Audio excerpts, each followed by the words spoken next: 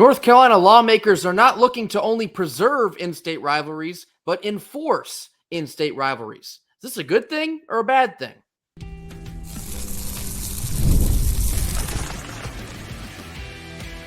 You are Locked On Wolfpack, your daily podcast on the NC State Wolfpack, part of the Locked On Podcast Network, your team every day. What's up, Wolfpack Nation? It's time to get locked in with Locked On. Thanks for making Locked On Wolfpack your first listen each and every day. We're free and available wherever you get your podcast and on YouTube, part of the Locked On Podcast Network, your team every day. Today's episode is brought to you by Monopoly Go. I admit it, I have a competitive side, and it's a big fan of Monopoly Go. It's the mobile hit twist on the classic Monopoly that we all know and love. So join your friends and download Monopoly Go now, free on the App Store or on Google Play. Happy Friday to all. As always, I'm Grayson Boone, joined by former Wolfpack defensive tackle Kenton Gibbs. Kenton, on Thursday, North Carolina lawmakers decided to butt their heads into college athletics within the state of North Carolina. They're looking to pass a bill that would be effective starting on July the 1st that would enforce North Carolina and NC State to have to play ECU, App State, and Charlotte regularly in both football and basketball. Before I get into the finer details, Kenton, what are your initial thoughts? This is a terrible proposal. Strike it down immediately. This is foolishness. This is beyond foolishness. This is bedlam. I mean, it doesn't make any sense for NC State, and with all due respect, there's nothing to gain from it. I understand that people are trying to get their universities on the map. Like, oh, look, Charlotte, they beat NC State that year. Or, oh, look, App State, they upset UNC that time. Or, oh, look, ECU, they're doing ECU things, whatever that means. But the reality is very simple here. NC State doesn't stand to gain anything because it's like being the heavyweight champion of the world and taking on, like, some random guy off the street. The reality is if you beat them up, people are like, oh, good for you for beating up a random guy on the street. Who cares? But if that random guy off the street lands one punch, one time, right? He catches the heavyweight champ after not training, coming off of like a stint of a very hard time in life. And all of a sudden he catches him just right and he drops. Oh, look, you're no longer the heavyweight champ. Oh, look, you just lost to that random guy on the street. I don't think there's a ton that NC State has to gain from this. I think that these things should happen organically, not by force, but, that's just me. In this article I'm reading from WRAL News, the proposed bill states that every year UNC and NC State must not only play each other in both football and men and women's basketball, but they also must play ECU and App State. And to further that point, it says that every 6 years, UNC and NC State must play at least one home and away game against each other, and the combination of ECU, App State, and Charlotte. So meaning NC State football would have to play ECU, App State, and Charlotte all here in Raleigh, and we'd have to make the return trip to Boone, Charlotte, and Greenville. Purely in the interest of in-state rivalries, a part of me loves this. I honestly think it's a little bit of a shame that we haven't played App State in basically anything in a really long time. I do think it would be really cool to see App State or ECU and Charlotte more often than we do. And this is coming from a person, I hate playing ECU. I can't stand the Pirates, man.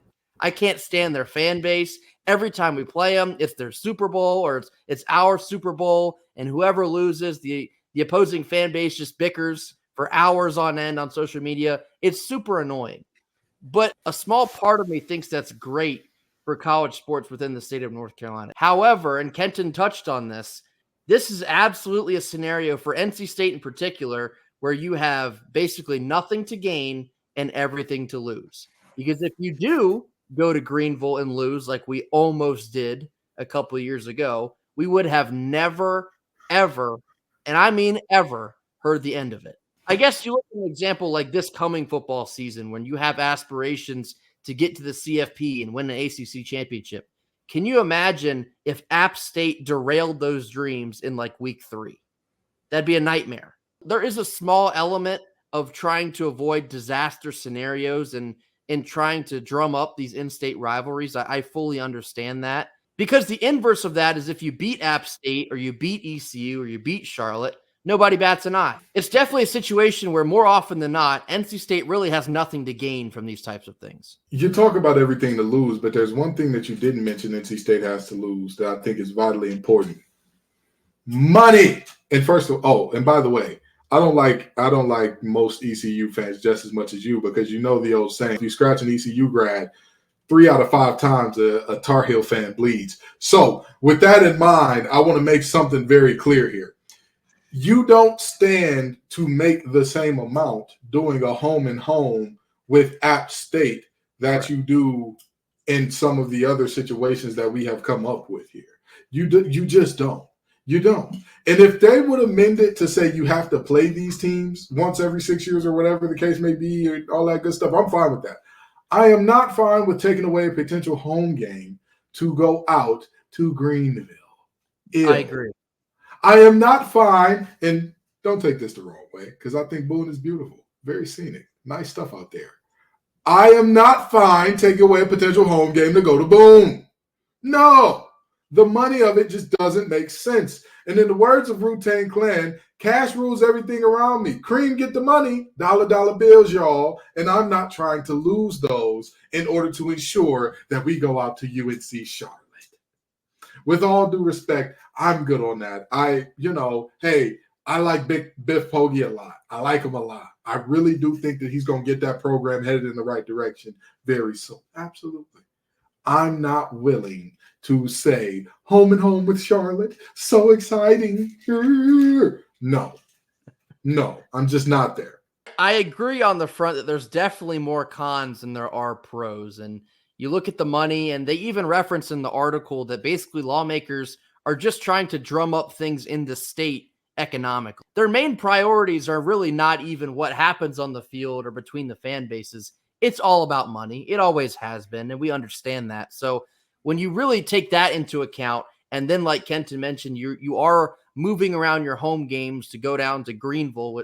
It's gross. I hate going to Greenville. I can't stand that place, man. When you're looking at that part, it's like, I think we're good on that. Thanks. And that's no offense to our fans in Greenville. You all are wonderful. We're just saying, to go to that stadium, I'm good on G Vegas. I'll pass. There's also an element of trying to keep UNC and NC State linked among potential conference realignment coming down the road. And part of that bill kind of addresses that. And they're trying to deadlock these in-state rivalries to ensure that if the ACC does, in fact, kind of fall into the ocean side, that these two will be linked regardless of what their next moves are. And that's been talked about a lot over the course of, I guess we'll call it the last year now, whether or not UNC and NC State would break apart to go their separate ways. Me personally, I would prefer to stay interlocked. I think all the tradition needs to stay there. And of course, you could do that in separate conferences. Whether they do go their separate ways, you could keep that agreement to play each other every year at the end of the year. Like look at Clemson and South Carolina, for example. They play each other every year. And so I think you could see that type of agreement take place between us and the Dirty Foot Club. But this whole overarching bill between UNC, NC State, and the other 3 larger in-state institutions, I think it could be fun, but the cons definitely outweigh the pros. Yeah, and again, beyond the whole idea of there not being a ton to gain, if the idea is to keep NC State and UNC together, there are multiple states that have multiple schools that are bound together. Virginia and Virginia Tech cannot separate conferences. They can't. They legally cannot. That's the way that their charters are written up by the state. If the state wants to write up a charter like that, sure, whatever, I'm fine with that. But like, don't force me to go play in Charlotte and in that stadium. Like, come on, right? Like, we're going to see Tennessee in Bank of America Stadium. I'm not trying to go to Charlotte's actual stadium to go see them.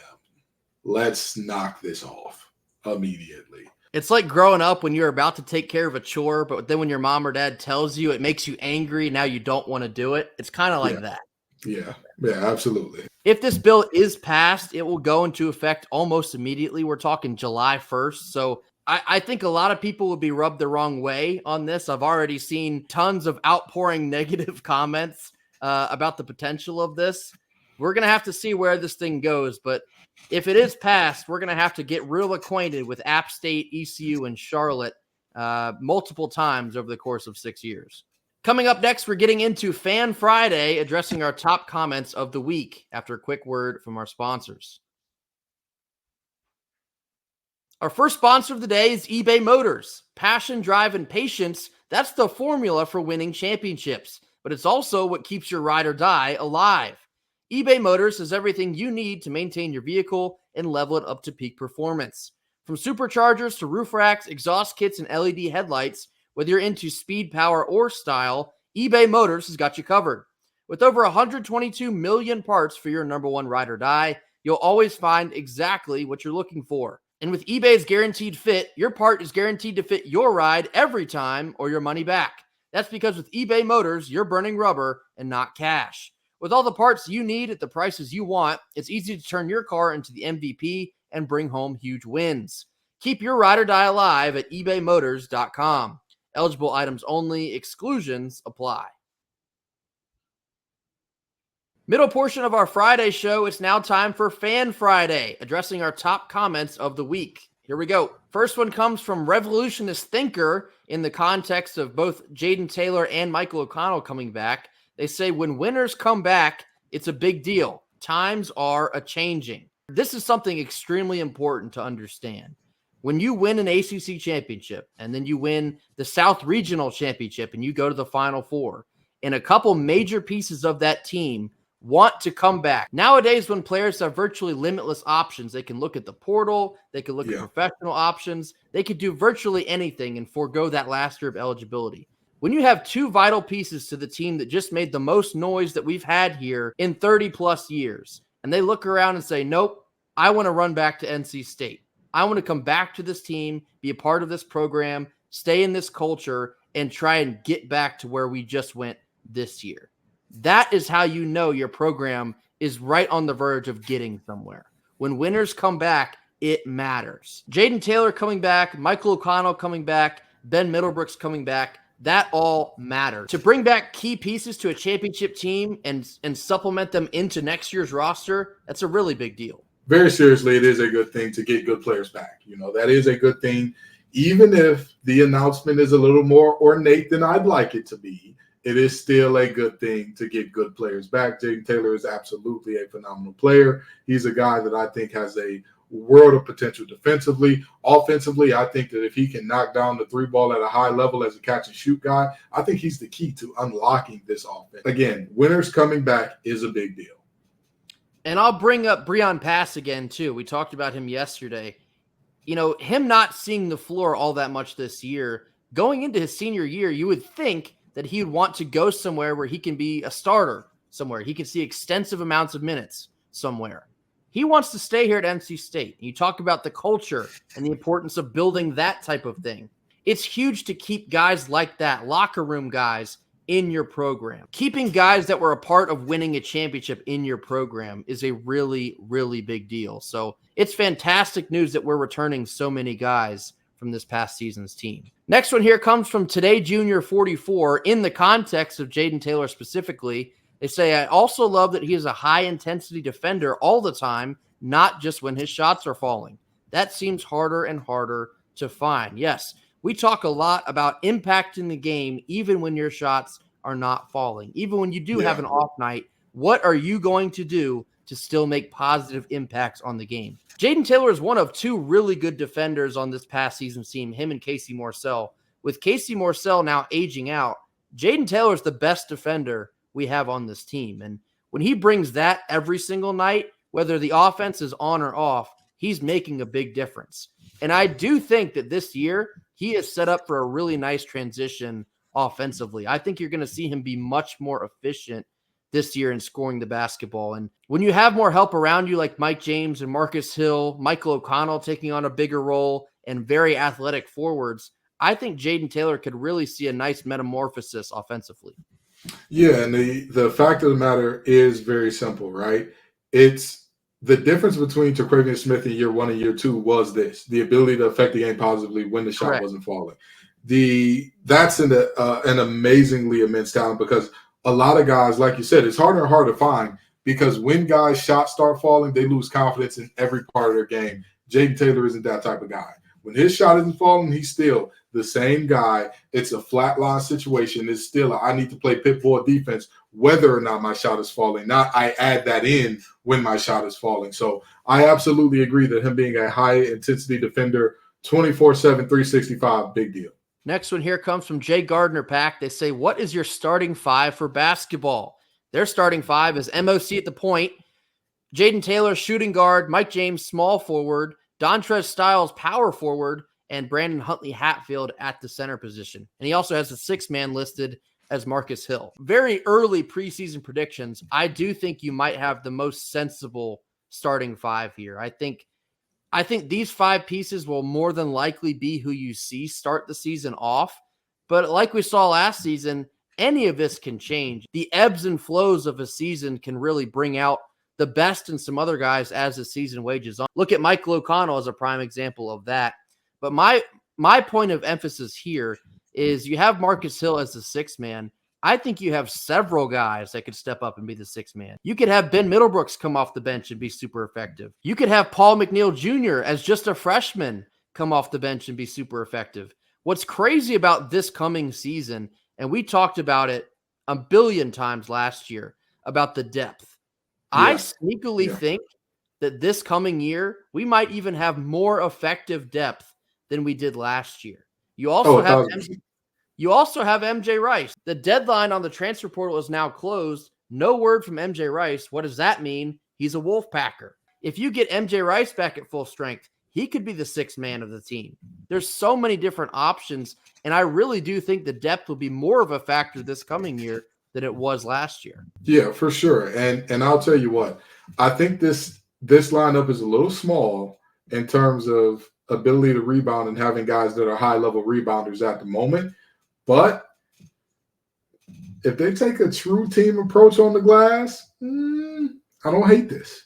I don't hate this lineup. I personally would want more rebounding in there, and unless James or Styles turns out to just be much better on the boards than I am anticipating, again, I think you're going to need help there because, Coach Keith's coach teams are always going to be at a bit of a disadvantage on the boards, but this ain't a bad lineup. This ain't the worst one I've seen. I'll tell you that much. Whether they do or do not get the start, we saw several times where DJ Horn had his best game coming off the bench, or Jaden Taylor has his best game coming off the bench. So it's really not so important who does and doesn't start. It's way more about what they do when they're in there. So we can draw conclusions about who will be the primary starting five, but when you have so many pieces that can contribute at a high level, it could be virtually anyone from game to game. And last one comes from D Hall 9016. He says, y'all ever hear any rumblings about bringing on Scott Wood as an assistant? I know he coaches AAU, and when things were looking rough for Kevin Keatts, he said to Joe Giglio that he would take the head coaching job for $250K. Maybe he was half joking, but I feel like he'd be a great, calming, cerebral presence as an assistant. We have nothing to report on the next assistant on Kevin Keatts' staff, but I know a couple weeks ago we talked about the potential of Julius Hodge coming back home and being on staff. I think Scott Wood would be another really fun add into this staff. And obviously, it goes without saying that the fan base would be all for it. And I'm of the opinion that the more Scott Wood you have around your program, the better. However, I do think he was probably saying this tongue-in-cheek, just a little bit of a joking matter based on how the circumstances were at the time. But I think Scott Wood could bring a lot to the table. You would hope that his shooting ability would rub off on a couple guys. But I think Keatts will definitely be handling the hiring of his next assistant. You'll probably hear it sometime over the summer. That's when a lot of these type of things come out. But I don't think it'll be Scott Wood or Julius Hodge. But, man, it'd be fun if it was. I'm going to tell you what. The Scott Wood hire is interesting for a lot of reasons. Obviously, the shooting part and the shooting coach aspect of it. But the AAU part of it, because we all know that college basketball now more than ever is about recruiting.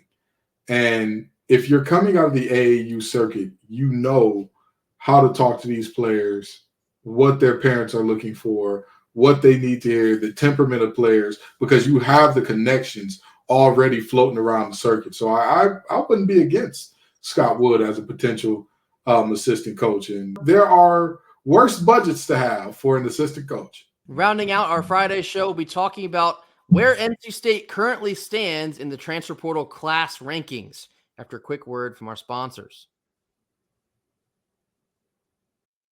We got to pause here to talk a little bit more about Monopoly Go. And I know what you're saying, flag on the play, you've already talked about it. But there's so many good things to experience in Monopoly Go.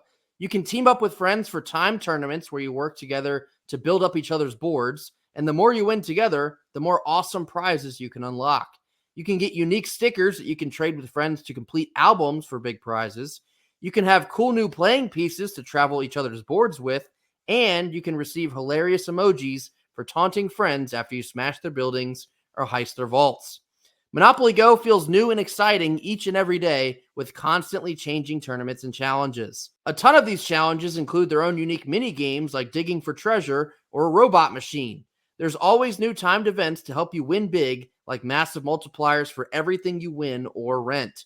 There's always something fun to discover in Monopoly Go. So get off the bench, download it now free on Google Play or the App Store. Game on. Rounding out our Friday show, now talking just a little bit more about where we currently stand in the transfer portal for NC State basketball. Depending on the scouting service that you look at, I'm currently looking at On3.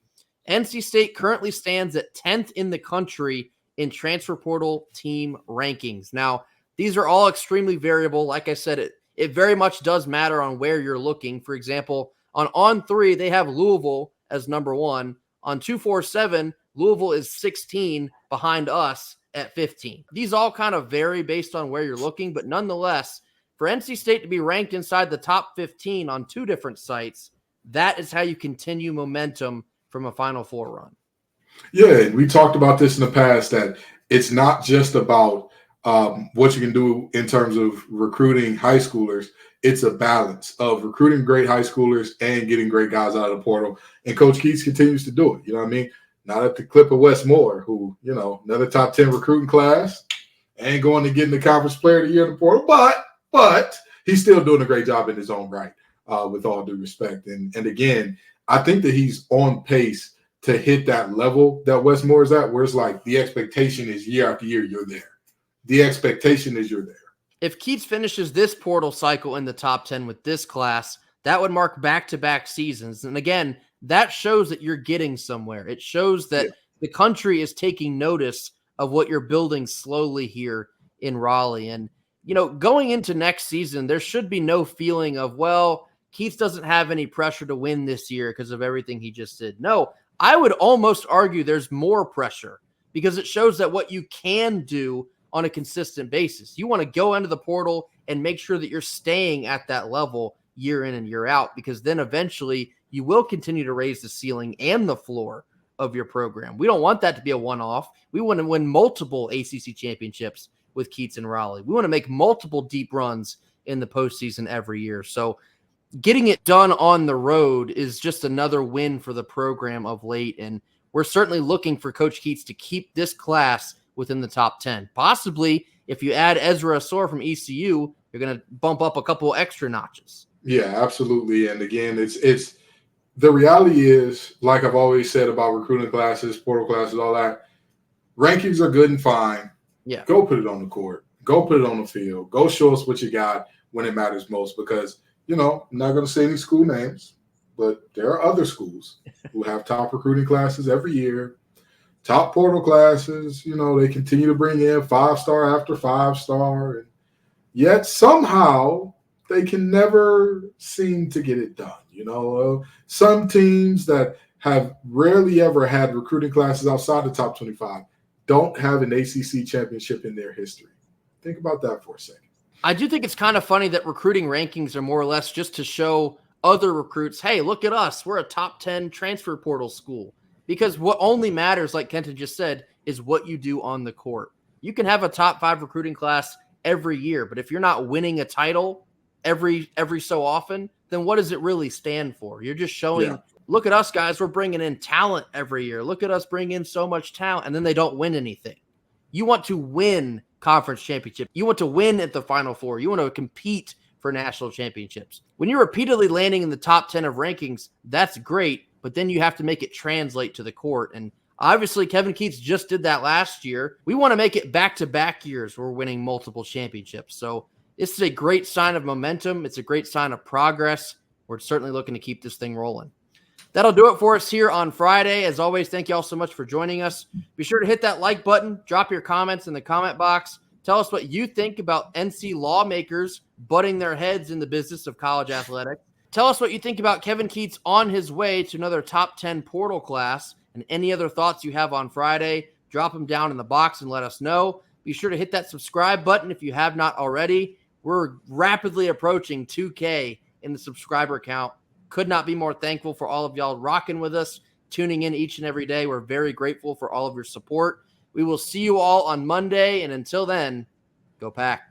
Go Pack.